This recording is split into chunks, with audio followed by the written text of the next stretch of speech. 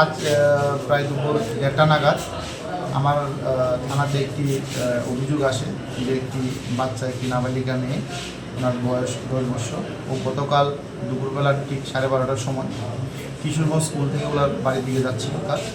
তখন রাস্তার মধ্যে একটি জায়গার মধ্যে একজন লোক, যার নাম শফিক মিয়া, বাবার নাম আলী আকবর, নদীর পার কিশোরগঞ্জ ওনার বাড়ি, ওই বাচ্চা মেয়েটিকে মোলেস্টেড করে। তো সেই অভিযোগ আসার পর আমি আমার টিম নিয়ে রেড করি এবং তদন্ত শুরু করি এবং রেডের মধ্যে গিয়ে ওই আসামিকে ওর বাড়ি থেকে অ্যারেস্ট করে আনতে আমরা সক্ষম হই। তারপর আমরা এই ব্যাপারে একটি কেসও রেজিস্টার করি কাকরাবন থানায়, যার মামলা নাম্বার হলো 20/2024 এবং সেকশন হলো 341, 354 IPC এবং